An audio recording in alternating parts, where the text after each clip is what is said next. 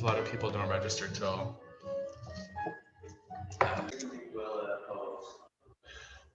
Good.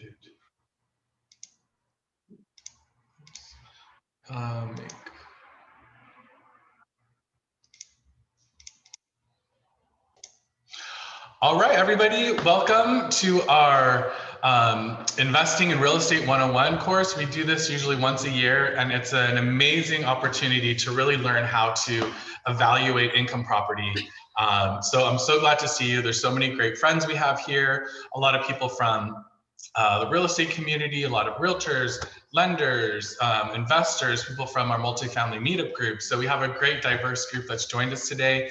And of course, we're being recorded live for YouTube. So feel free to join us back on YouTube at any time to follow up. But I just wanted to introduce myself. I'm Anthony Volin, the owner of The Collective Realty. We serve the greater LA area, and we have a commercial division that focuses on multifamily properties led by Will Tiao, who's going to be guiding us through today's class. So we'll get to him in just a moment, but happy St. Patrick's Day. And, you know, today's the day we talk a lot about luck. And in real estate, we don't want to rely on luck to invest our money. And we're hoping by the end of this class today that it will give you that confidence where you don't feel that luck is going to play as an important of a role as you might think in investing in real estate, especially in LA. We're going to be teaching you the skills that you need to do. So we're going to be doing this meetup a little bit differently today, and would love your feedback after to see how you liked it. But we're going to be starting with doing some breakout rooms where you'll be able to introduce yourself to other people in your breakout room because we have such a diverse group of people. Like I said, we have lenders, realtors, investors, and we'd love to, we're gonna do that at one point. And then Will's gonna be talking to us about you know, really how to evaluate these income properties and what to look at and what is a cap rate and what's GRM and why is that important and what are the averages for LA. And then we're going to be giving you 3 different properties to look at and evaluate, and again, put you in a breakout room where you'll be able to discuss them and choose which of the properties you think are the most important. And if you're at home watching through YouTube, don't worry, we'll have those posted on the screen as well, so you can evaluate those, and then you'll get a chance to listen in to see what the people who are attending this call, which property they felt was the best investment and why. So I think this is going to be a really cool session and super interactive. We're really glad you're here. We have a really great group today. You know, please make sure you check out The Collective Realty on our YouTube page.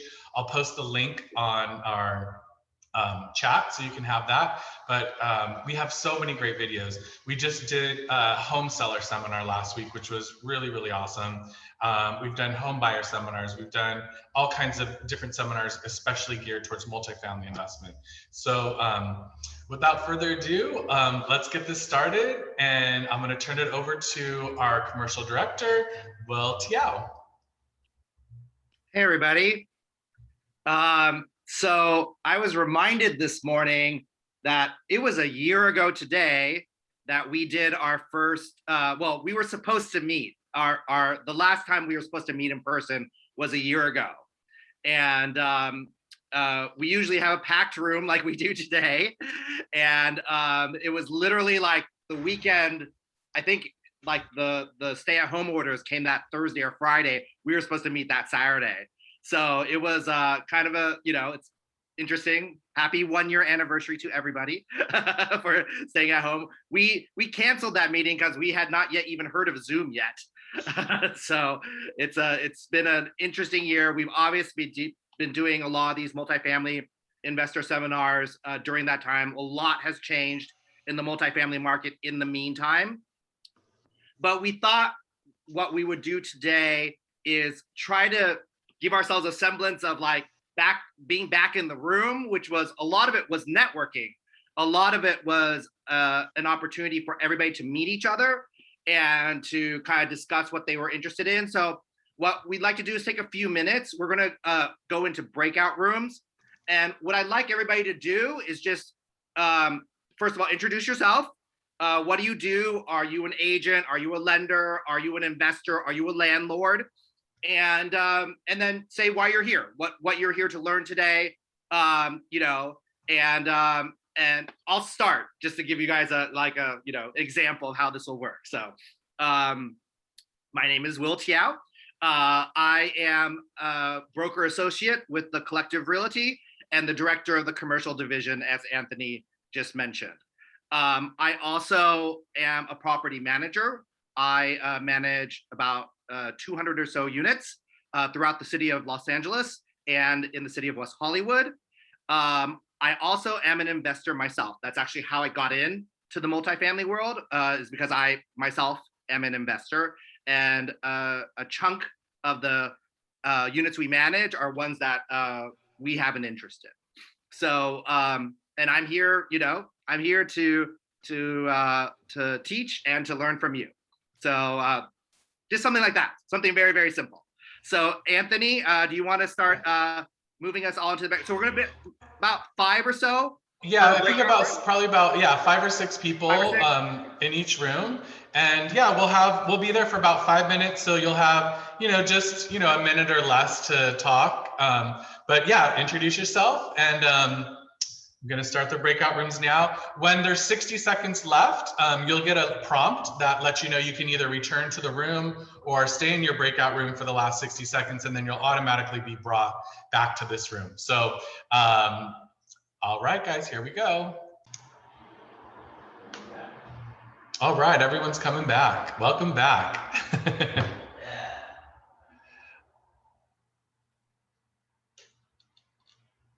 All right. So yeah, we have a pretty diverse group, and hopefully you got to meet somebody new. And I guess, Will, let's keep this session going. Thanks for joining the breakout rooms. Yeah.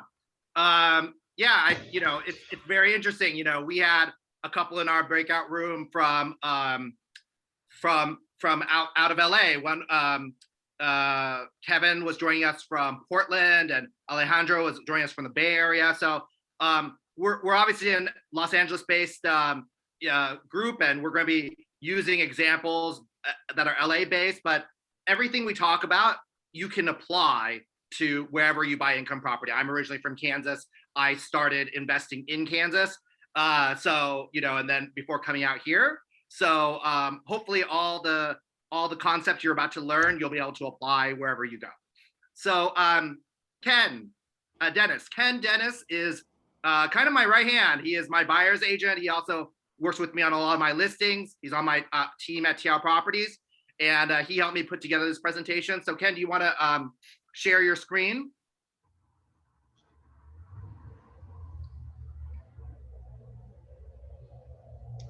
If you're having problems, I can do it myself.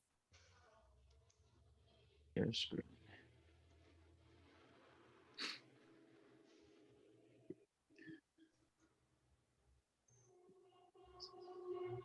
All right, here we go. All right. There we go. Okay. So we're here for Real Estate Investing 101.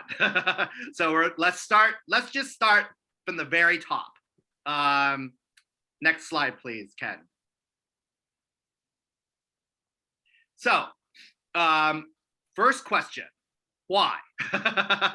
Right? Why invest in real estate?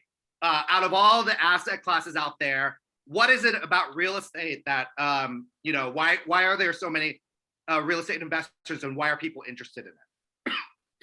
Next slide, please. So for a lot of people, the reason they invest in real estate is for passive income. That is to say, it's income that happens while you're sleeping, right? I mean, if you own a house or a multifamily property, and let's define what a multifamily property is. A multifamily property is basically any property that houses more than one family, right? So it could be a duplex, a triplex, all the way up to 100 units or more, right? So basically apartment buildings. It's not just apartment buildings, but obviously any type of real estate asset where someone is earning money, someone is paying you rent, basically. So that's the number one reason why people invest in real estate, is for that type of passive income. Next. Equity appreciation. So when you buy a real estate asset, right, not only are you getting the passive income, but hopefully that underlying asset, that building, that house, whatever you own, is also rising in appreciation. So you get a double bonus, right? Getting both the income from the rents as well as an increase in the underlying value, so that eventually when you sell it or you finance off of it, you can use that equity for other things. Next.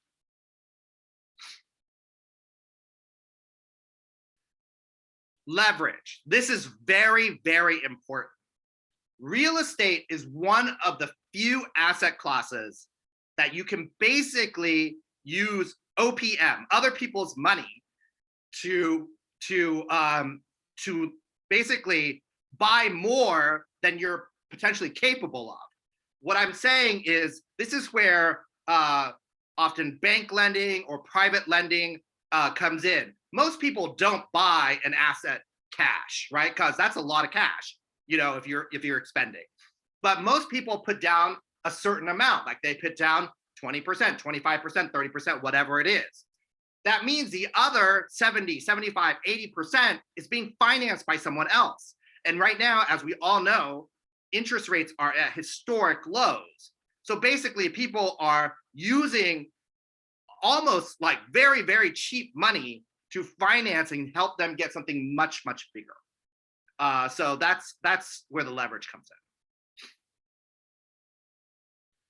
Tax advantages and shelters. So one of the major reasons people invest in real estate is because it is a great tax shelter.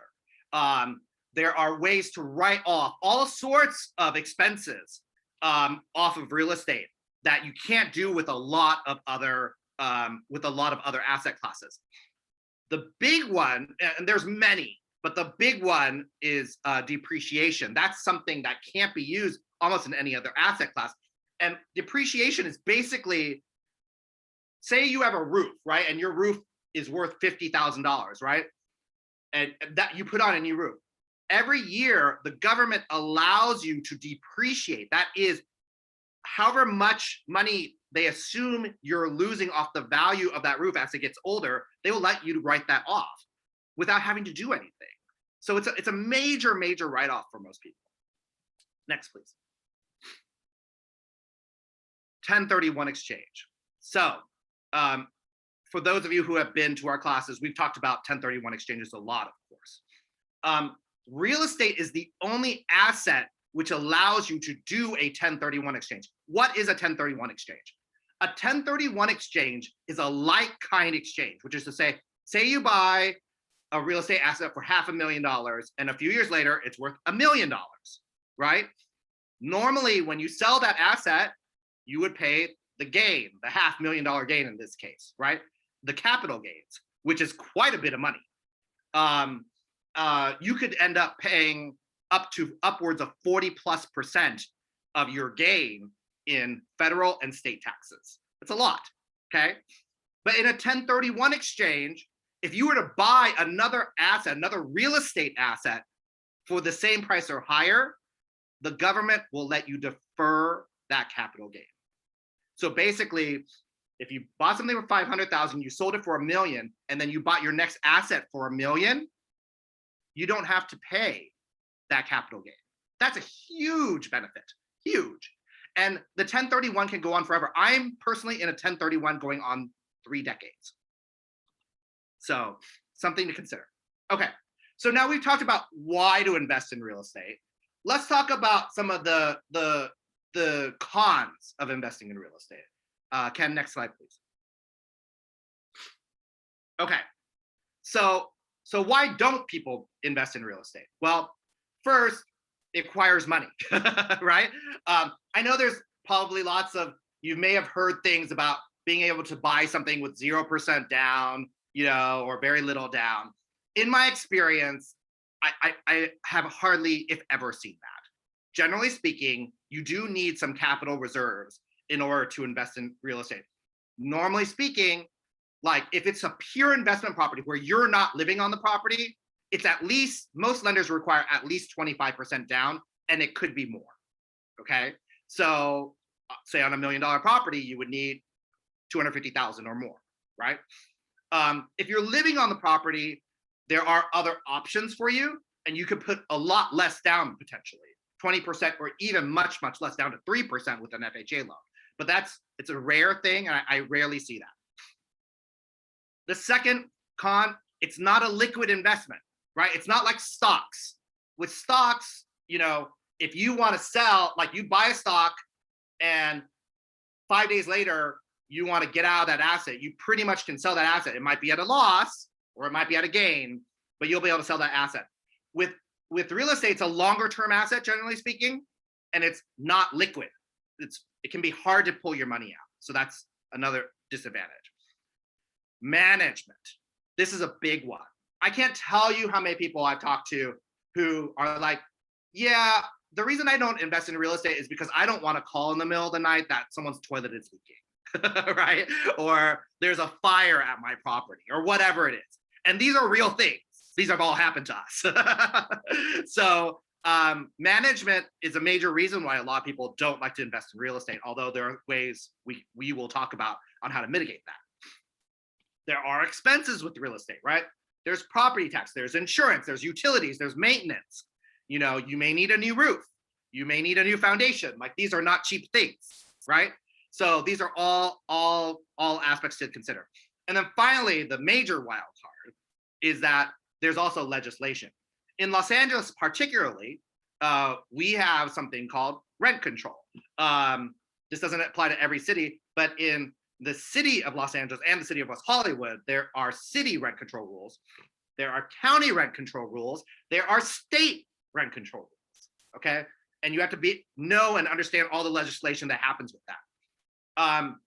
There's also, right now, as many of you know, because of the pandemic, there are eviction moratoriums. And there are federal eviction moratoriums, state eviction moratoriums, county and city, local eviction moratoriums. So all those things has made a lot of people think again about investing in real estate.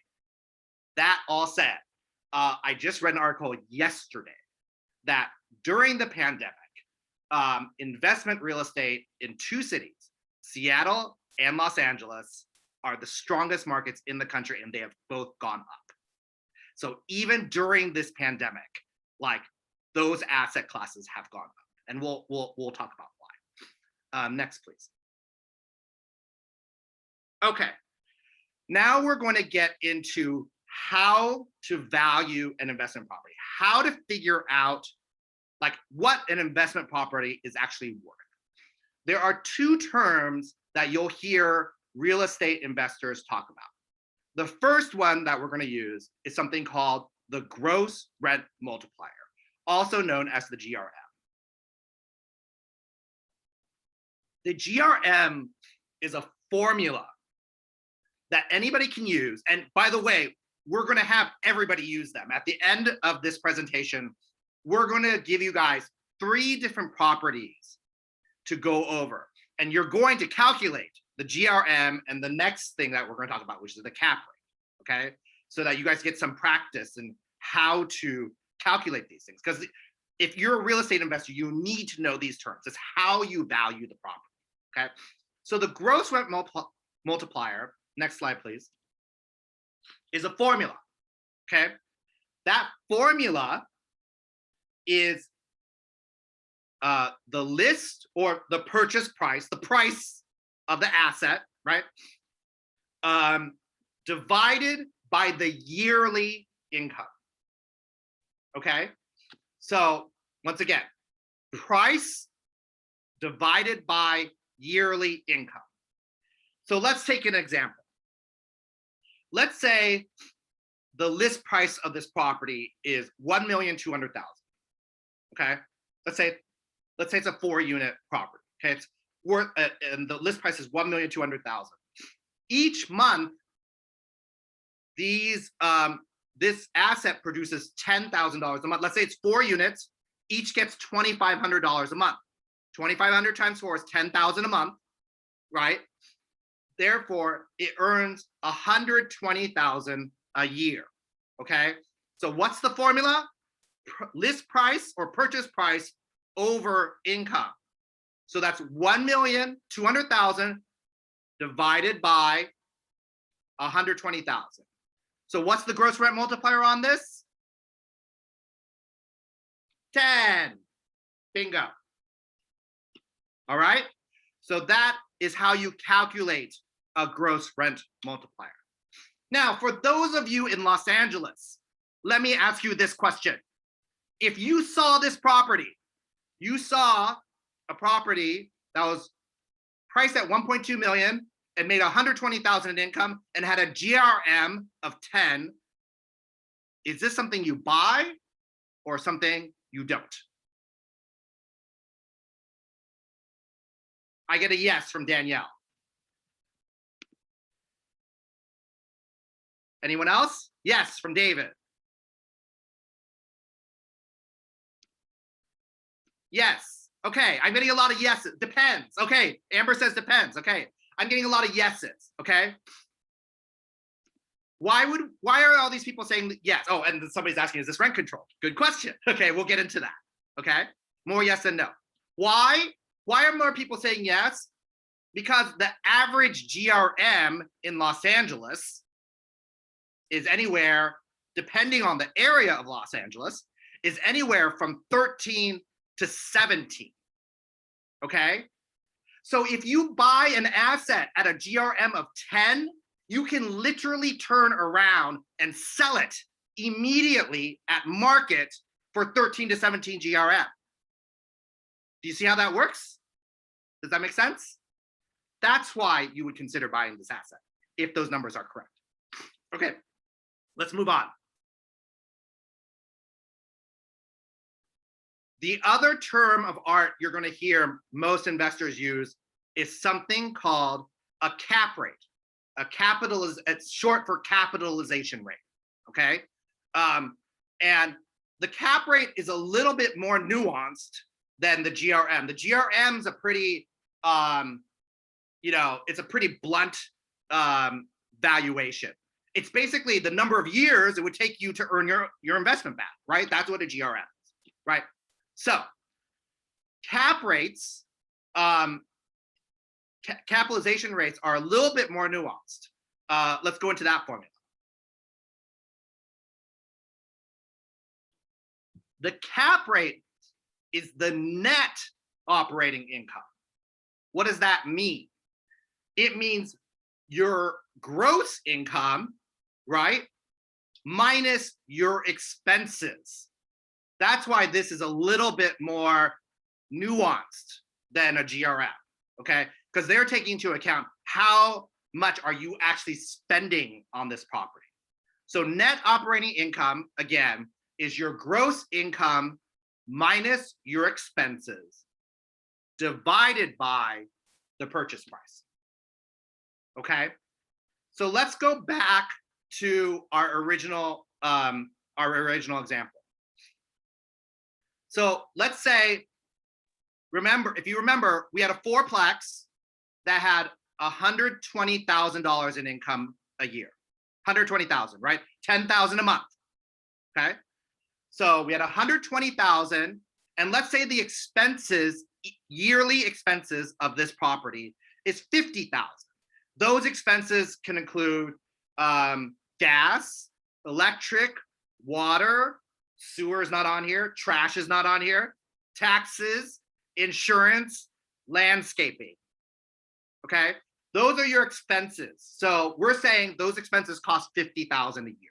Okay, once again, from an income total of 120,000 a year, 10,000 a month, right? So your net operating income is 70,000.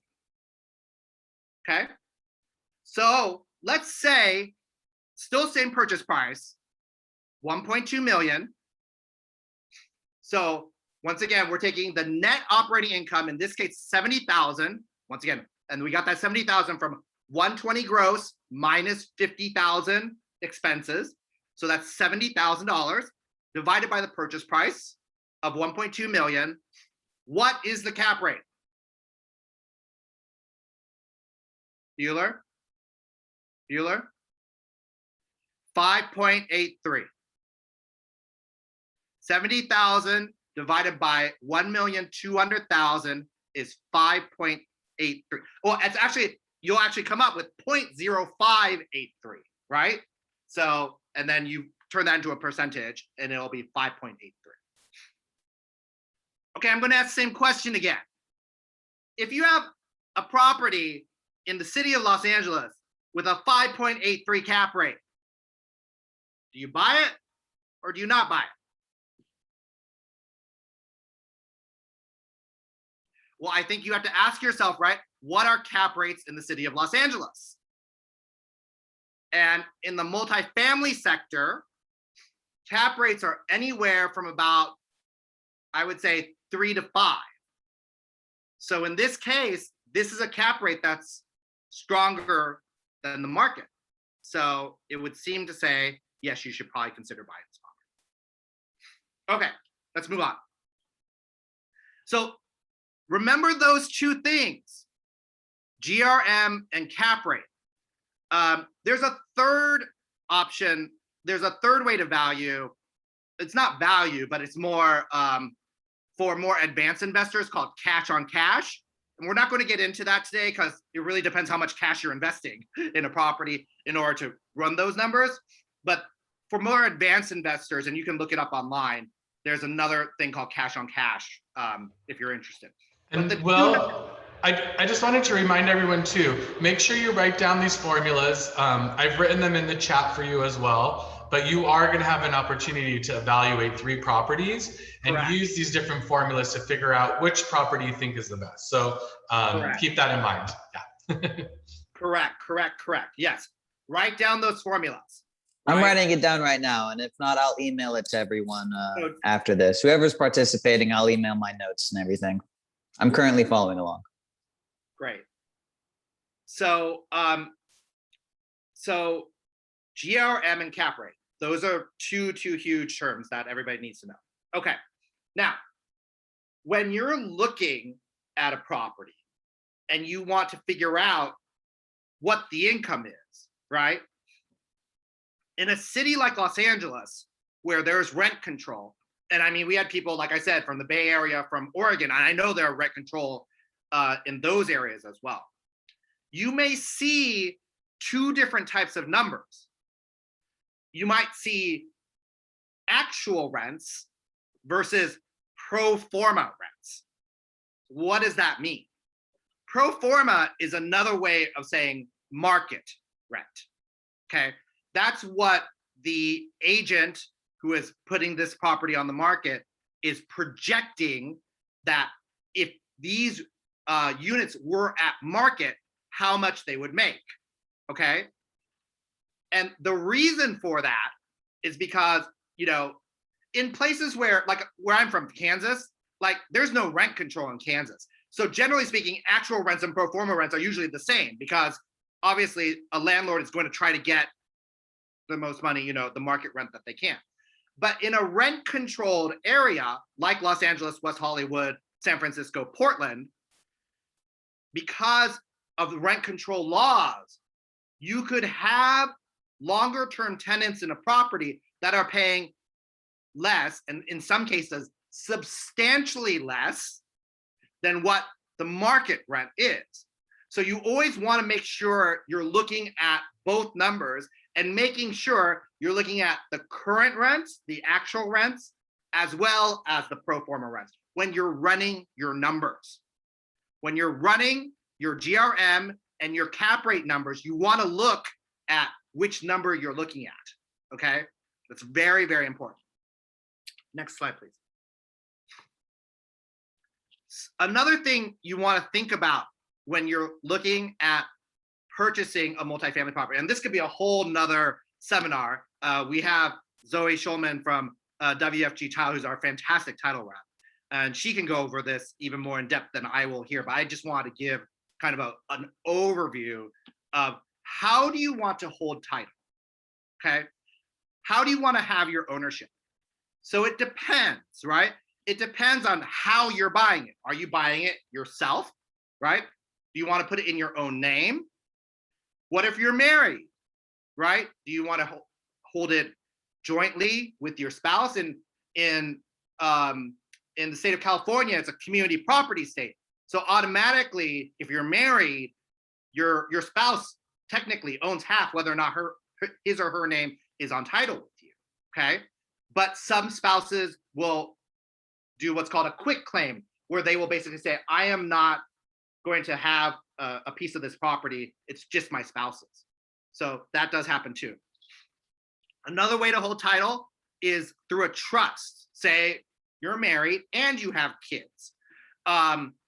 One way to hold it is in a trust, so that something happens to you and or your spouse or both of you, that your kids will be able to inherit the property without having to go through something called probate, which is basically a process which the courts take over your property and determine who are the rightful heirs.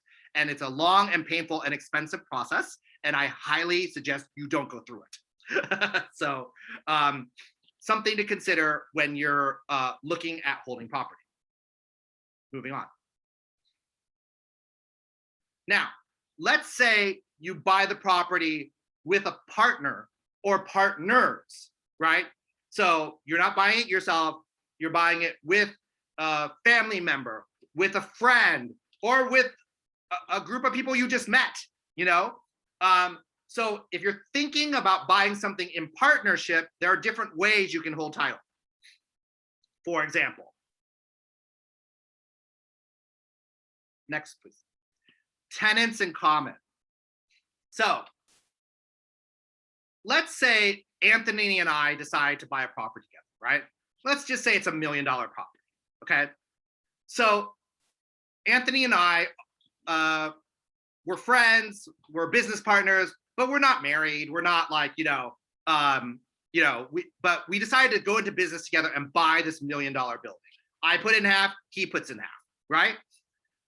However, if something happens to me, I don't want my half going to Anthony. And if something happens to Anthony, he doesn't want his half going to me. So we hold it as tenants in common. And you can have many people in a tenant in common, right? There could be 4 of us. There could be, how many people are on this call? 43 people. We can have 43 people in a tenant in common. That's totally fine. And not everybody has to have an equal piece either. It could be different pieces, right? But that's one way to hold title. Next, another way to hold title is joint tenants, okay? So say I decide to buy a property with a family member, okay? And then we decide to hold it in joint tenancy. That means that if something happened to one of us, then the other party will inherit that piece of the property, okay? Say I bought something with my dad and it was in joint tenancy. Then if something happens to my dad, then I would inherit the other half, or vice versa. If something happened to me, my dad would inherit the other half. That's joint tenancy. A lot of people hold properties in LLCs. Not only if you're in partnership, you can hold a property in an LLC even if you're a single person, okay? And a lot of people do for liability reasons. And the main reason to hold something in an LLC is for liability reasons. Meaning, like, if something happens on the property, which happens all the time, right? I mean, especially if you have tenants, if there's a slip and fall, if there's like some type of damage or something happens. If you own a property in an LLC and the LLC only owns that property, that means that if there's a lawsuit, then whoever's suing you, say it's one of the tenants, is suing the ownership, they can only go after that building. They cannot go after all the other assets. And so whether you're buying it as yourself or with partners, that's something to consider.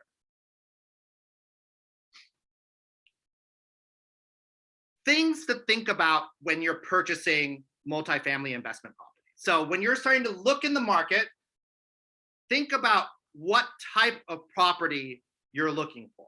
For example, are you looking at raw land, right? Some people like to buy raw land because they feel like, okay, here's something, that I could potentially build on or whatever, or somebody else might build on it. The issue with land, of course, is that oftentimes it can be very, very difficult to finance land, especially if there's nothing on it, right? There is something called a land lease where, say, and I've done several of these deals where, say, there's a big commercial distributor, let's say there's a Target on there, or like a Best Buy or a Dollar General, okay? And there are land leases where you can buy the land that's underneath it, and then Dollar General or whoever's on top of it, they own the structure, but you own the underlying land underneath it, and you charge them rent for using that land. So some people do that as an investment. Next. A fixer property. There's a lot of these in the city of Los Angeles. Because of rent control and various other things, a lot of landlords don't maintain their properties because basically a lot of times it can be through lack of funds, it can be through neglect, who knows? There's the various reasons why properties fall into disrepair, but there are a lot of these in Los Angeles and throughout the country, actually. So some people seek out fixer properties because oftentimes they're cheaper than the alternative, which is turnkey properties. Turnkey properties are properties that are basically good to go. They've been, whether they're new construction or they're remodels or whatnot, it's like it's something that somebody else has already done the work and you're buying it, you know, turnkey. And I often say people are often on a continuum with this, right? Are you looking for a fixer? Are you looking for turnkey? Are you looking for something in the middle where you're willing to do some work, but you don't want a total gut job? But, or, you know, do you want something that's ready to go? Obviously, there's a huge price difference between the two, right? Turnkey being one side, fixer being the other side. Turnkey, you're going to pay a premium because somebody else did the work and they want to charge for that work and make the profit, right? Fixer, you're probably getting for a lot cheaper, okay? But you have to do the work. And like I said, there's all stuff in between. Triple net property. So going back to my original, my example with the land lease, right?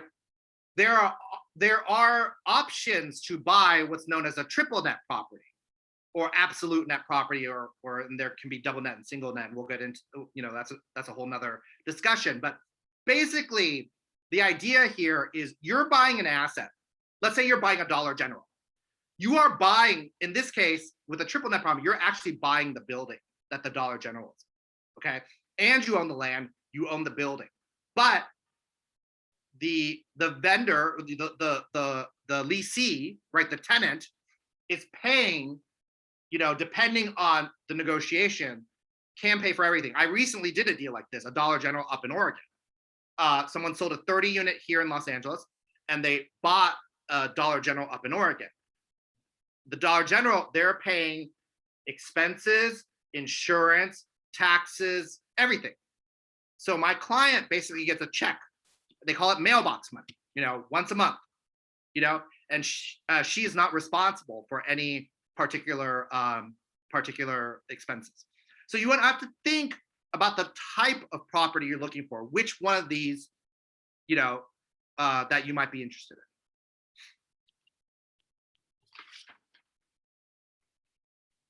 Oh, one last thing.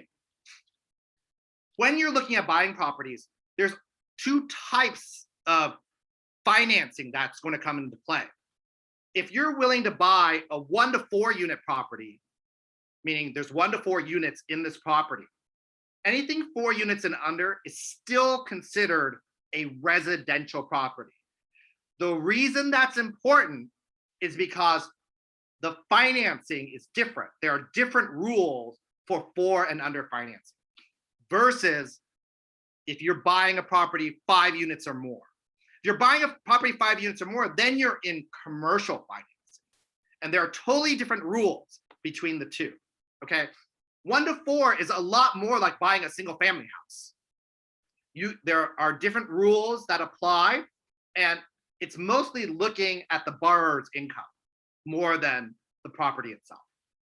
Whereas, and typically you can, you know, depending on if you're living there or not, it can be anywhere from 3 to 25%. They're going to require, the lender is going to require you to put down. On a commercial property, it's different. 5 units or more. With a 5 unit or more property, or if it's a retail property or something like that, commercial lenders are going to look at the property as its own business. They're going to run numbers and they're going to tell you how much they're willing to lend you on that property. And that could vary widely depending on how much income the property brings in. They could ask you to put down 50%. So, Marty, what do you like? What's kind of the average that you see in LA for people buying income properties? So, say they're buying, you know, a 5 to 8 unit building. What's the average that you see that's required as a down payment? On a 5 to 8 unit building, you said? Yeah. So it's all about debt servicing. And you know, it could be as little as minimally, it's going to be 20% down, but it could be general average is going to be around 25% and more based on the debt servicing of the property.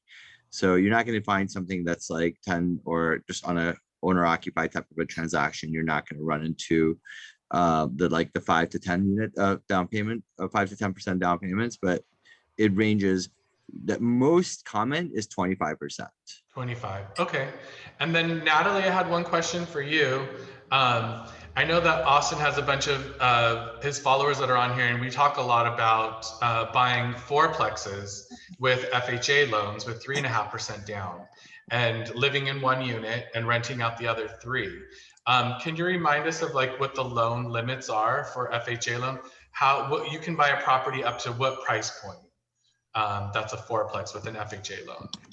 Well, FHA on 4 units are actually a little bit more complicated on 3 and 4 units. There is a debt qualifying that has to take place on these units. It is not that simple to get an FHA 3 to 4 unit to work and to qualify. So all of the rents, and we only use 75% of all of the rents have to cover the entire housing payment, which is principal, interest, taxes, insurance, and mortgage insurance, the full PITI-MI. And that is not an easy thing to do in Los Angeles County. So even though we try 3 and 4 units with FHA, it's not a simple thing to get done, just as an FYI. So when it comes to that, I mean, yes, the loan amount on a 4 unit, we can go, or the purchase on a 4 unit, you can go up to close to 1.6 million. But are you going to be able to qualify that with only 3.5% down? I did a calculation for somebody yesterday, 1.5 million, 1.5 on a fourplex purchase. So a loan amount of like 1.47 or so on FHA, the property would need to make $12,500 to qualify. So finding a 1.54 unit in Los Angeles that makes $12,000 a month, that's not terribly easy. And if you find that, please tell me. And if it's making a little less, right? So say 9,000 a month, then they could still do a FHA loan, but their down payment would just have to be higher, correct? Correct, but that would be enormous. That would be another, you know, if it was 3,000 less a month, you would need to bring in $500,000 down. Oh, okay. Yeah. I think though that a lot of the folks that you know, Austin is bringing and some of the other ones that we talked to in our breakout room, I mean, they're in other areas of the country, right? So they're not necessarily in Los Angeles, and obviously housing prices vary depending on their. Like I said, I'm from Kansas. I have a fourplex for sale there for $450,000. You know, so everything depends on where the property is and what type of income it's bringing in. Yeah.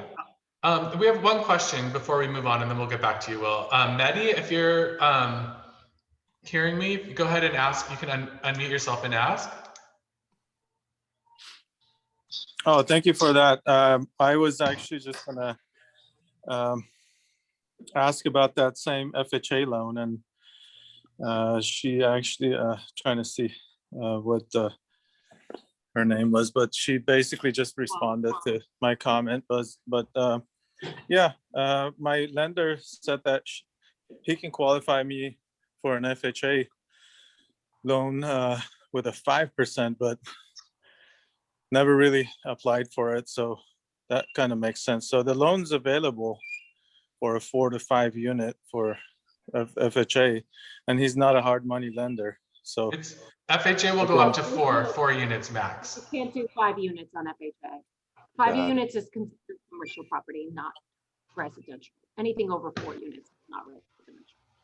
But Thank you for FHA that. does not make you debt qualified duplexes.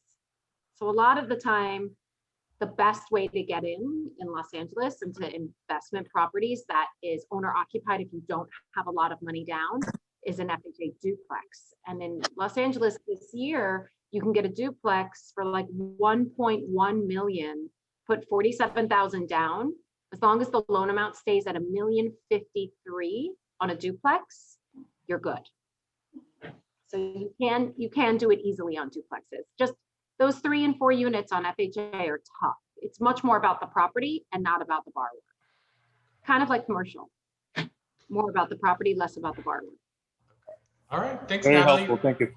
Thanks, I do want to okay, say go one ahead, thing, Will. Anthony, in regards to the commercial piece. I do want to say that we do have a product that's for 5 to 8 unit properties. They're very special, that are very different than what most commercial lenders do. And I think Will would agrees that a lot of places would obviously have to debt service the property. That including the property expenses and things of that nature.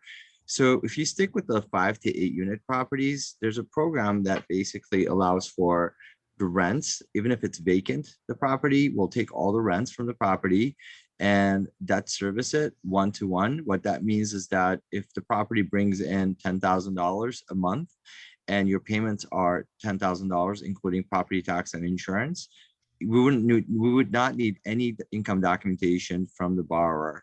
And I think I saw a question from Dave down below that said, what if your income is lower? Can you get into that market? There are programs that will allow you to be able to buy, 5 to 8 unit properties or even less for a 1 to 4 unit properties without having to have the income requirements as well too. Great. Natalie and Marty, if you don't mind putting your contact info in the chat for everyone, that would be great. Okay, go ahead, Will. Sorry to interrupt, but I just thought this was kind of an important side conversation. No, actually, that's exactly what I was going to talk about next. Okay. I was not going to go into the depth of all the different loan products, but I was just going to talk about the different ways people finance their properties, right? Ken, could you please do the next slide? So obviously, some people buy properties all cash. A lot of people, obviously, as we're discussing, use bank financing of some sort, whether it's FHA or just conventional financing or commercial financing. A lot of people, if they don't qualify for bank financing for various reasons, they will use something called private financing, which are private lenders, and also sometimes known as hard money lenders. And oftentimes these are just groups of people who are lending to real estate investors, usually at a much higher rate than conventional is, but for those investors who feel like, well, that it makes sense, they will lend to them. And then finally, there are people who do syndications. Syndication, basically, all that means is there's a group of people who are pooling money to buy a property. And that happens all the time. We've had seminars on this, specifically on syndication. And we'll probably have more moving forward because it's so popular. It's something that I myself do. And a lot of people, a lot of real estate investors do syndication. And obviously, we can go into the weeds as we've been doing a little bit about the various financing options. And I would highly suggest you reach out to Marty or Natalie, both of whom have fantastic products. I think primarily they do bank financing, but I think they also do some private financing as well. So, and as we talked about, you always have to think about whether it's a 1 to 4 unit property So is it residential or is it 5 or more? Is it commercial? Next slide, please. So when you're thinking about purchasing a multifamily property, you really need to think about what is your goal, right? Why? Because when you're buying a property, an investment property, you're buying it, obviously it's a business you're buying. And I think that a lot of people miss that when they look at real estate. This is a business, and businesses, like any business, requires that you pay attention to it and that you work on it. And it also can help you a lot on your taxes, as we talked about, because if you're a real estate professional, there's all sorts of write-offs that you can do that are not available for a lot of folks. So let's talk about what are potential goals, right? So for some people, investing in real estate is cash flow, right? Say you buy $1 million property, you buy it cash, and that, you're just there to collect the rents. That can happen. There are people who buy properties purely for cash flow.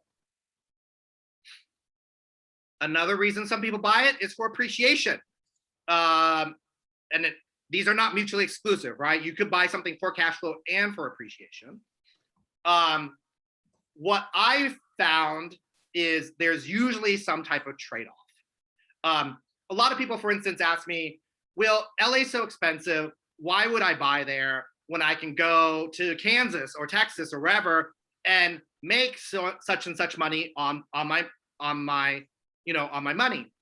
And I always say, well, because there's a trade-off, right? Oftentimes you might go somewhere where your property gives you a lot of cash flow, but then when you go to sell it, then there may not be any appreciation. I've experienced that myself, particularly, like I said, in the Midwest. Whereas in California, properties are so expensive, it might be hard to cash flow, but usually there's very strong appreciation. Next, please. So some of you have already talked about like flipping properties, right? There are definitely real estate investors who go in there, they try to find, say, a distressed property, a fixer that they want to get into and then fix up and then sell it, at a multiple, in a very short amount of time. I've done these. I work with a lot of investors who do this. It is a little bit, there is some risk involved, right? I've had flippers who got caught, for instance, they were going to sell right as the pandemic was hitting, right? When nobody was buying. So it's something you have to be careful of. If you're going to do, you just have to, there is some luck, some timing involved in that.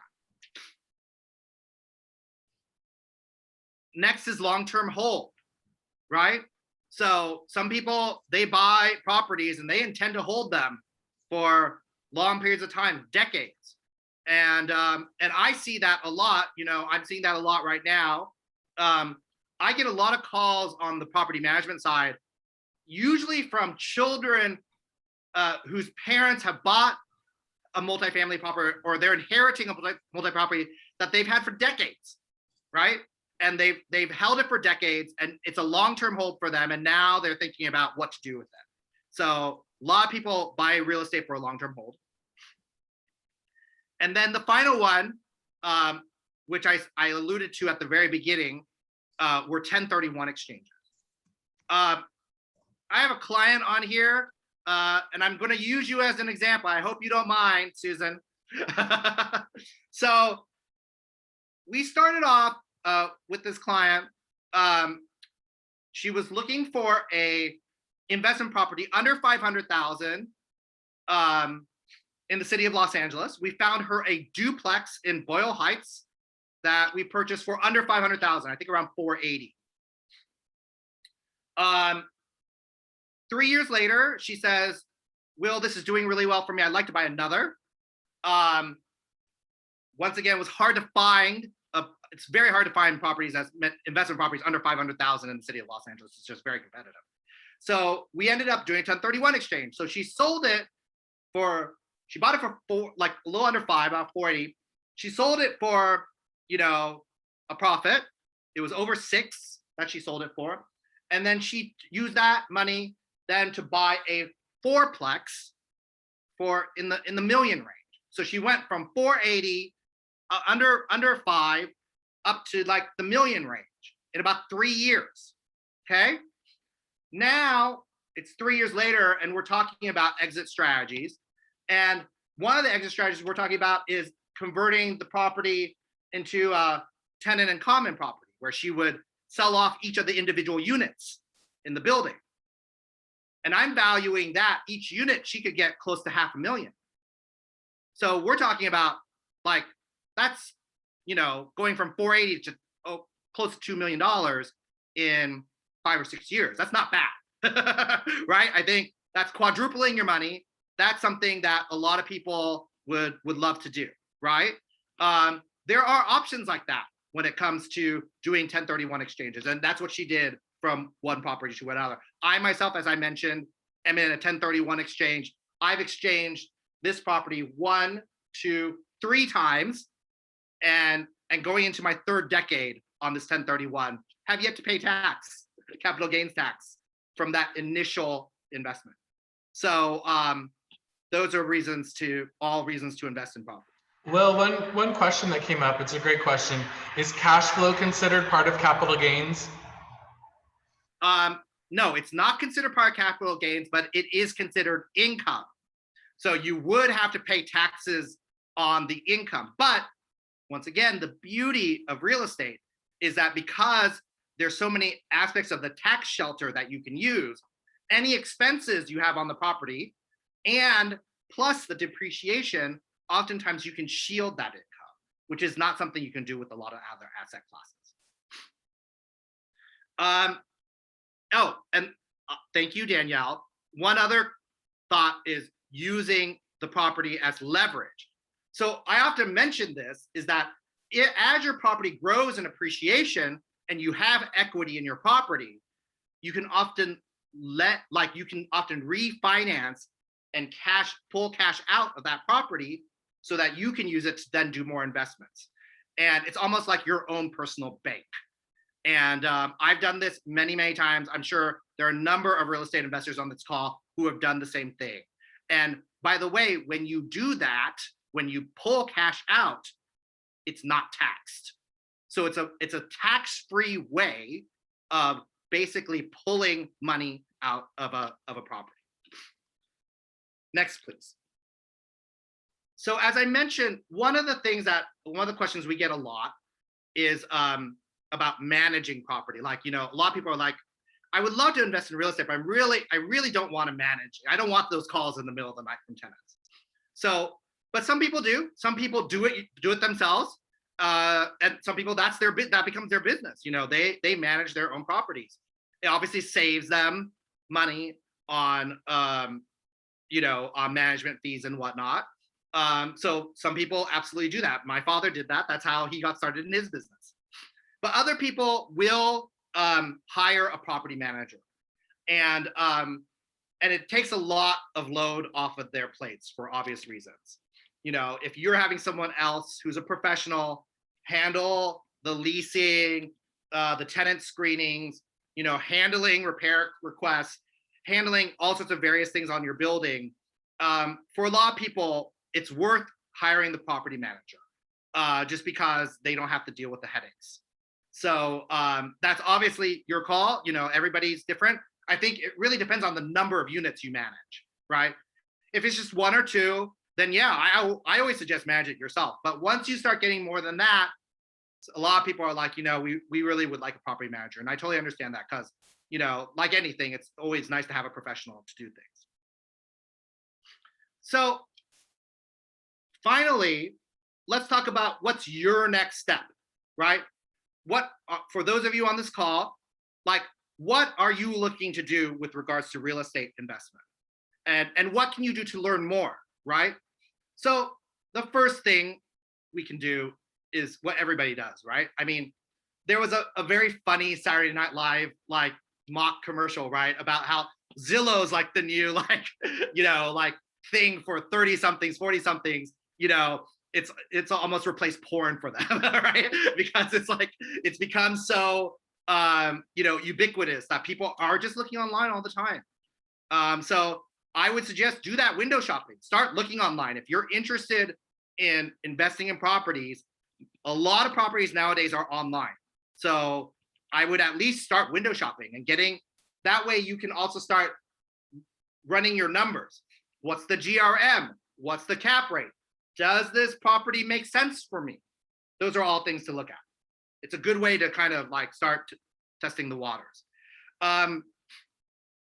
Start trying to see if you can find off-market listings. Where would you find off-market listings? Places like where we are right now. For those of you who have been attending this for a while, you know we talk about off-market listings every session. People have done deals in this room, you know, and there are all sorts of forums like this. Property managers are a great place to great people to talk to about potential off-market listings because they manage so many properties, you know. So there are various ways to look for, and there are even now websites that are popping up that advertise off-market listings. So so there's that. Build the right team, right? Work with the right team. This is really important, especially if you're a novice, but even if you're not a novice. Like, the reason people are successful real estate investors is because those people know it's important to have the right team.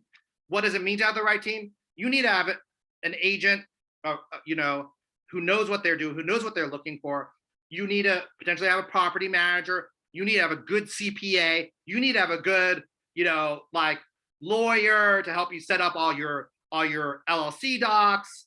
You know, there are certain things. You need to have a trust lawyer to set up your trust. Like, these are all things that the people I work with who are successful real estate investors. And when I say successful, I mean people who earn their living off of real estate, right? Who literally, like, that's their main source of income, is that passive income from real estate investing. They all have the right team. So that's really, really critical. And then I would say keep learning, right? I mean, every month we have different seminars, whether it's on 1031 exchanges, whether it's on property management, whether it's on next month, we're going to have a really great speaker on foreclosures and bankruptcies, you know, so that's a place to potentially pick up, you know, good properties. Keep learning, you know, keep looking for opportunities to learn.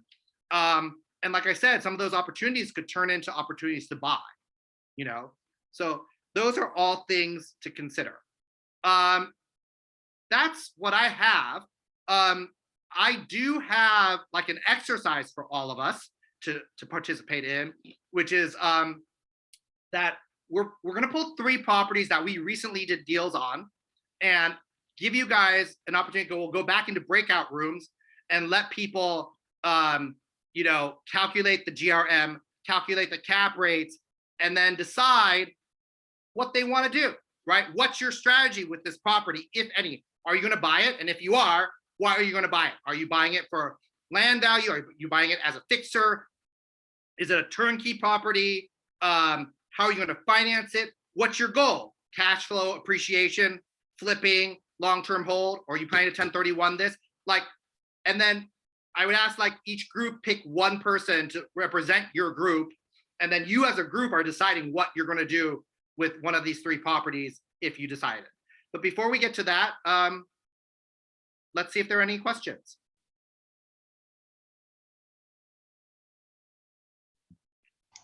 Feel free to type it or unmute yourself, raise your hand, we can call on you. Dave Watts, go ahead and unmute yourself. Will, thank you first of all for the presentation, very helpful. So for someone who has not invested or does not have a property manager yet, what is the normal rate for, what do you normally pay for property managers and how is that calculated? So it really depends on, where are you based, Dave? Los Angeles. Okay, so different areas of the country have different rates, okay? So it really depends on a number of things. It depends on the number of units. It could depend on the property condition. I don't typically give, you know, when someone calls us, we take a look at the property before deciding how much we to charge. But I would say like it's between, in the city of Los Angeles, you're between 5 and 10%, generally speaking, unless you're talking about a large building, right? When I say large, I mean more than 20, 30 units, 50, 100 units. Sometimes you might be able to get lower than that. But usually that would require that there's a resident manager there. And resident managers are required in buildings 16 units or over in the state of California. I have one more question also, Will. Are you, for someone who's interested in investing in property, and I am interested, but I'm now concerned about like because of COVID, as far as not being able to evict people or the rent moratoriums or whatever they're called. Right. How would you look at that? And I guess you could also throw in rent control there too. But anyway, how would you address those issues if you were if you wanted to invest in properties? Very, very good question. And it's a question we get, almost every day. So as I said at the very beginning of the conversation, there are certain, cons to investing in property. Those things that you just mentioned are always concerns for investors and potential investors, right? Like you said, rent moratoriums, eviction moratoriums, what's going on with rent control, all those things. I always say when you're looking at, an investment, you have to look at it property by property, and you have to decide what your goal is with that property. Is this a property that you're looking for immediate cash flow? Then you want to look for a property that, has, where the tenants are paying their rent, right? And that the numbers work for you. Okay. So you have to dig, and you have to have your agent or whoever you're working with dig deep and get some of those answers. If you're looking for a fixer property, maybe you're thinking, well, by the time I'm done fixing this up in a year or whenever I'm done, hopefully COVID will be done. And then, so I'm looking more, I don't care as much if people are paying. In fact, maybe that might be better. It might be easier to get them out, so those are all considerations. It really depends on your goals. If you're looking to fix up a property, if you're looking for something turnkey, or if you're looking for something in the middle, those are all questions you want to go through with your broker before you start, as you're starting to look, and to determine the type of property where. Oh, I think Will froze. He is frozen. Okay, let's see. Anne, are you frozen too? Or no, I see you moving. I know you had a question. Do you want to go ahead and ask your question? Sure. Anthony, Will, you're frozen, but this is excellent. I'm so grateful. I'm so glad to be here. I'm beginning. I'm invested in the market, but not real estate. I'm looking to build a long-term real estate investment business. And I don't know how to put this, but what is the best position I want to be in order to weather the next real estate recession? Yeah, I mean, so as you know, the market is always going up and always going down. It's always changing, right? Mm-hmm. So over long term, prices are going up, rents are going up. Right now is a great opportunity to get in because interest rates are so low. So if you're going to be in it for the long term, it's most likely that in the future rates are going to be much higher, and that's going to definitely affect things. So getting in now with where rates are at is just a huge opportunity to get in. But it's really a personal strategy that you'll have to work on with your realtor and yourself to figure out what your long-term goals are, what you're working with right now, what your plan is each year, how to build that, how to sustain that and grow that. Because that's a really broad question to ask, but an important one, and it's really going to be tailored to you. So the right agent will be able to kind of tailor that answer to you. Thank you. Yeah, and Michelle. I know McGurb had his hand up first, so maybe we can answer his question first. Sure. Yeah, go ahead, McGurb. Oh, thank you, Michelle. So basically, my question is regarding how to hold the title. So I was told by a couple of my friends that when buying your first few rental properties, it's better to you hold it yourself rather than putting it under an LLC, because they said that it's harder for you to get a loan if you're buying it under the LLC. So I just wanted to know, is that true? Or if it's not true, what's the process of getting a loan on a rental property under an LLC? Natalie, can you answer to that?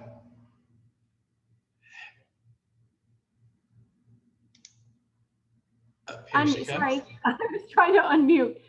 Yeah, sure. So when you're purchasing a property as an individual on residential property, you are not allowed to actually purchase it in an LLC. You have to purchase as an individual. And again, this is for residential. So you have to purchase as an individual, and then you can put it in an LLC after. So you can hold title in the LLC. That can take place after closing, but you can't actually put the loan in an LLC. The loan has to be in your individual name, connected to your personal social security number, things like that. And then let's go to Michelle, and then we'll try to get to you guys back into breakout rooms. And if we have more questions, we can answer them after, but would love to get to evaluating the property. So go ahead, Michelle. Okay, so I know this is a really complicated question. I'm sure there are a lot of layers to it, but I've heard about promissory notes as an option. So I wonder, as a lender of a promissory or the giver of the promissory note, and also being on the side of accepting a promissory note, sorry, how does that work? I'm not sure when you're saying promissory note. Normally promissory notes are drawn up between private parties, and they're like private money loans. Mm-hmm. So I read of a scenario of someone accepting a promissory loan or note, sorry, as I guess it was a down payment on a house or a residential property, and whether or not they actually paid that to the person accepting the note wasn't a big deal because of, I guess, just because of the advantages in other ways of having this property. So I guess I'm confused as to what the role of a promissory note would be for a loan like that. I don't know, maybe there isn't one, but I've heard of it. That's why I was questioning. I think I'm unclear how that is coming into play with the transaction. Like, sure. Are you getting a promissory note for the down payment amount, and you're using that down payment to get the property? So. Yeah, I guess so. And then we always say, we always say you can't necessarily get a loan to get a loan. So that's kind of what that sounds like a little bit. Like you're getting a loan for the down payment to then get a loan for the property. In which case it would kind of be like 100% financing, right? Because you're not actually putting a down payment. So you would have two loans. You would have a first loan and the big second loan. You know, you would have a loan for your down payment plus a loan for the actual loan, the property. Natalie, maybe, I'm sorry, I'm back. Right. Maybe I can step in for a second. I think probably what you're hearing about is people do invest in promissory notes, which is to say that they're basically lending money to other people, right? So that's what a promissory note is, right? You're using your money to lend to someone else so that they can do whatever it is, whether that's real estate investment. Private parties, promissory note. Exactly, it's a private party. And so say you invested 100,000 in this property, you bought a promissory note, or you lended someone 100,000 and there's a return on that note of like 10%. And say you want to sell it to somebody, you know, at some point, you can do that, you know, if someone's willing to buy that note from you. So, so some people do, like, you know, that happens a lot. A lot of people, you know, they don't want to own the property themselves. They don't want to get too, you know, too into real estate. Like they just want to be like, okay, I see how real estate works. I may not be willing to take the risk on myself of buying a property and owning it and managing it and doing all those things, but I would love to lend to real estate investors who are buying properties. So there are people who do that all the time. There's a whole market for like non-performing. I think we need to get into our breakout rooms now. It's almost 11:30, but if there's more detailed questions or follow-up, feel free to reach out to us after. But I see that Ken just posted 3 PDFs for you to download and look at. So Ken, these are 3, let's see, I haven't downloaded it yet, but they're 3 different properties. They're MLS sheets, or what are they? There are 3 different properties that have the basic information you need to calculate the GRM and the cap rate. Okay, so we're gonna break out into breakout sessions, but before we send you into breakout rooms, please download each of these forms. There's 3 of them, and that we're gonna give you about 5 minutes to evaluate them as a group. So pick one group speaker and which property you think the group would like to invest in, and decide why. Will, anything else you want to say about this before we break them out? No, just think about calculate the GRM, calculate the cap rate, look at the different properties, and think about what's the strategy for each one if you were to buy it, and if you weren't going to buy it, why? Okay, so go ahead and download those. Don't go into your group yet until you download them, because I don't think you'll have access to download them once you're in your group.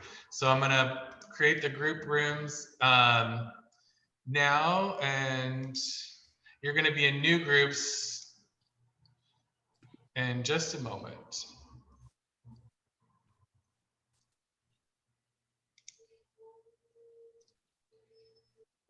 Okay, so make sure you download them before you get in. Where do we download them?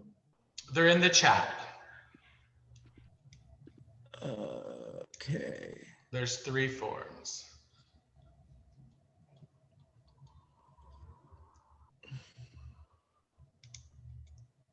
Okay, the rooms are open when you're ready.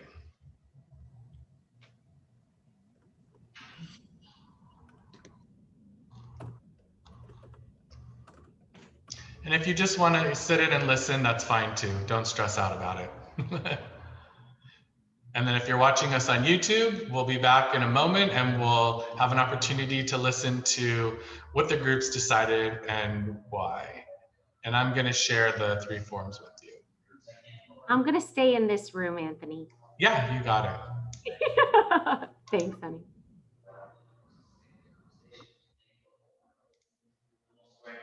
Anthony, we didn't finish. We were on the last one and you cut us out. No worries, guys. We're going to go over each property, and I realize that some of you had a hard time opening up the PDFs, and hopefully there was some good discussions, but in case you didn't have time to finish, don't worry, we'll go over each property. So Ken, why don't we get started with the first one? And if any group decided that this was their best investment, if there's a group speaker, group leader, raise your hand, and we would love to know why. So Ken, why don't you share Virgil, first one. Is there anyone who voted for Virgil? If it is, raise your hand. We didn't get to the 3rd one, so we don't know. Okay, well, even if you did 2 out of the first 2, if Virgil was better than, what's the second one then? Case? Anyone? Michelle's group? Okay. Virgil didn't look We bad. didn't get to the last 2, so we're just going to say the first one. Okay. So let's see, why Ken is going up there trying to share the first one. What did you see? What did you learn? What was the GRM and the cap rate for Virgil? 13.85. Correct. Mm-hmm. What is that? 13.85 is what? Is the what? It's the GRM. Correct. Good job. What's the cap rate? 7.2. That's Right. not correct. Oh, 7%. okay. No, that was, yeah, you added wrong. I used the wrong numbers. Use the wrong numbers. 0.48. 7.0. I'm sorry? 7.0. No, that's also not correct. 0.48. 4.85%. 4.83. Yes, that's the correct number. That's the net operating income, 54,026 divided by the purchase price, 1,115,000. What was it? Will, say what the percentage was again. I couldn't hear the cap rate. It The is. Virgil. It's a 4.83. Okay. Okay. So it's 54,026. Divided by 1,115,000. Okay. Did anybody decide to buy this property, and what was your strategy with it? We didn't get that We far. didn't get that far. We did. Obviously, we were working the Well, numbers. Let's talk about each one, and then we can, as a group, we can decide which one. I'll go over what the strategy. So, we had investors buy this property at the end of last year. So currently they're all 1-bedrooms, but they're large 1-bedrooms. So the client is turning them into 2-bedrooms. And their goal is to get those actual rents up to the pro forma rents, projected rents. And so going from 1 to 2-bedroom, they're anticipating going from an average rent of about $1,100 to a 2-bedroom at market average of $2,100 to $2,200. Okay. So question. Yes. The unit's large enough. They're creating a 2nd bedroom, but they're still only going to have 1 bath? Correct. There's 2-bedroom, 1 baths. Okay. And in Silver Lake, anybody who lives there knows that, Yes. somebody asked what the square footage is. They're about 1,000 square feet each. That's good. Oh. So, Are they going to have to be tandem? Will, are they going to have to be tandem, the bedrooms? Are they able to make them separate? they're You separate know what I bedrooms. mean? They, you They're don't have to separate go- bedrooms. They're separate bedrooms. Okay, okay. So 2 bedrooms roughly in the Silver Lake, Virgil Village area is about anywhere from 2,100 to 2,200. So they're basically going to double. They're going to double. And they anticipate when they're done with it is a rent controlled property. So they'll probably have to buy out the tenants. And if they are successful in that and can get everything up to market, they anticipate exiting this property at about $2 million. So that's Great strategy. with this building. Okay, awesome. Let's go to the next one, Ken.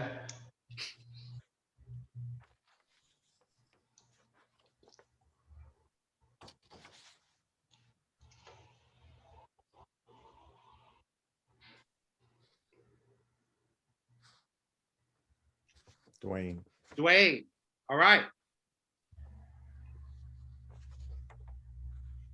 Somebody tell me what the GRM is on this. 16.3. Is that right? Yeah. Was it 13.5? I can't read it. It's actually, so the purchase price is 1.735 million divided by the gross operating expense. 105,999, 16.36. Okay. What's the cap rate on this? I got that wrong. Oh, no, wait a minute. 4.6? Is that 4.0? I'm not understanding my own writing. 4.6 is correct. 4.6 is correct. Okay. Okay. This is in Silver Lake, right across from the reservoir. Oh, wow. Good buy, bad buy. What's the price? Let's see. Goodbye. Excuse me. Yeah, my clients were in a 1031 exchange. They bought this as a buy and hold. They could potentially get those rents up a little bit more, and it's a great area. Yeah. So that's their thought with this property. Okay. And Silver Lake is increasing like crazy, so. Yes, so they're buying it for appreciation. Yeah. Okay. So if you guys were just looking at the numbers, right, for the first property, the GRM is 13.5. The second property, it's 16.36. Which one has a better GRM? First one. First one, right? So lower the better. Yeah. Now for the next one, 4.83 for the cap rate and 4.6 for the second one, which one is better? First one. The first one. So higher cap rate is better, lower GRM. Just Correct. as a You're basic absolutely right. reminder. Lower DRM is better, higher cap rate is better. Todd just asked a question. He said that unit 1, the rents look wildly off, but if you look on, Ken, if you can pull in to unit 1, if you can, yeah. They're actually, what it says, look at the number of units. There are 3 units that are 2-bedroom, 1 baths is what it's saying. So it's saying that between the 3 units, the actual rent is $7,146 for all 3 units. Okay. Let's go to the next one. Let's go to case. We didn't get there.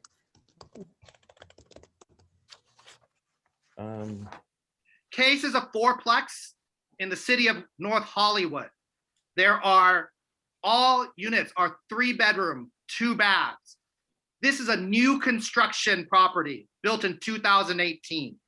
Does anybody know what that means? Turnkey. It was more expensive to build. What are you asking? No rent control. No rent control. Right. Turnkey, no rent control. Okay. What does that mean? Well, give me a GRM here. 15.829. So 2.275 million divided by 143,723. I'm sorry, what did you say? 15.829. That's correct. That is the GRM. What's the cap rate? 4.37. I'm sorry, I didn't hear it. 4.4%. Correct. Correct. It's a 4.4 cap rate. What's the strategy with this one? Buy and hold? I had hold it. Yeah. Yeah, hold it. Yeah, this is a cash flow play, Mhm. right? I mean, the rents are already at market and they can continue to be at market because it's not rent controlled. Mm-hmm. Okay. What's a potential exit strategy for this one? 1031 exchange. Tenants in 1031 exchange. Condo What else? conversion. I'm tenants sorry. in common. Conversion. Conversion, yes. Tenant in common. This could be a great tenant in common play. You know, where you're having 4 different owners, each one owning a different unit. All right. I have a question. Yes. On the tenants in common. Yes. I'm originally from the East Coast. Yes. Is it basically the same as a co-op? We get that question all the time. It's similar, but not the same. How so? So a co-op is actually, there's a corporation that is created for the building that has ownership in the building. And the owners buy shares in that building. Okay. So you actually, in a co-op, you're owning shares. In a tenant in common, there's one deed to the whole property. In this case, let's say case, there would be one deed, but there would be 4 different owners on that title. Okay. So in this case, there would be 4 different owners. Let's just say, for argument's sake, each one owns a 1/4 interest in the property, but all 4 would be on title. Whereas in a co-op, that's not the case. Also, in co-ops, often there's rules as to who can go in. There's a very famous example of Madonna wanting to buy into a co-op in New York, and she was not allowed in because the co-op board didn't want a celebrity in their building. Right. Okay. In a TIC, TICs can create their own rules, but oftentimes I'm selling an 8-unit TIC as we speak in West Hollywood. There's no rules as to saying the other tenants in common can say who can sell and who for what. There's no board. Is that what There's there no is? board. There's no board approval. Okay. Can a corporation be a tenant of a tenant in common? Absolutely. A corporation could be part of a tenant in common, right? Absolutely. Yes. Is there any advantage to that? Only from a liability standpoint.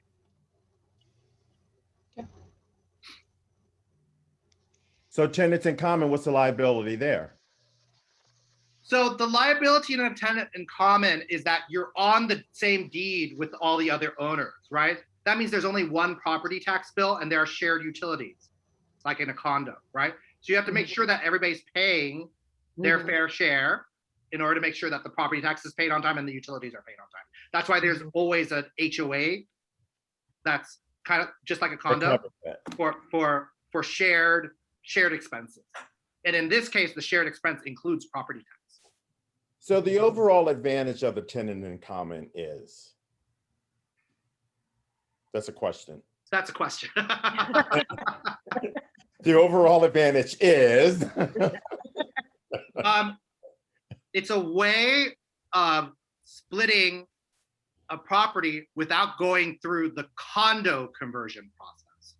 Okay, so let's take case. Okay, in order to make these 4 units condos, that would require rezoning the property. Okay. Rezoning requires city approval, neighbor approval. It requires mapping. It requires all sorts of things that can take a long time and many, many, many dollars to make happen, if you can get it to happen. Whereas a tenant in common is a private agreement amongst the owners.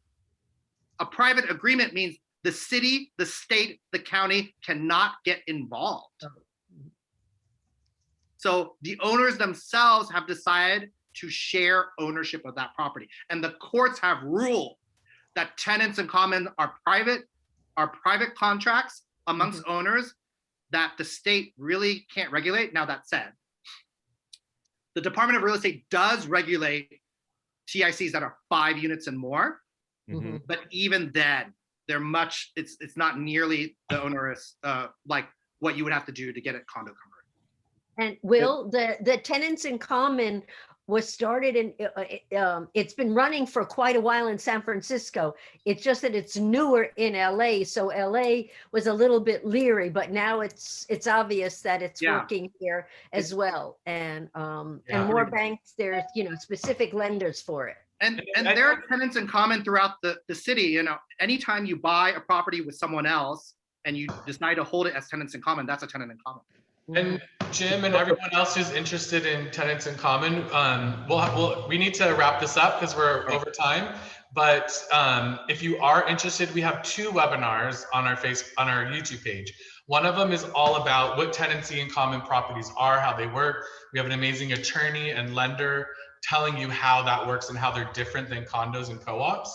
And we also have another shorter webinar, mainly for agents or people who are going to be selling tenancy in common properties, about how to list the properties, how to deal with the DRE, and how that's very different than anything else. So those 2 webinars are available on our YouTube page, and they're a really, really great resource. So I would definitely check those out. Thank you.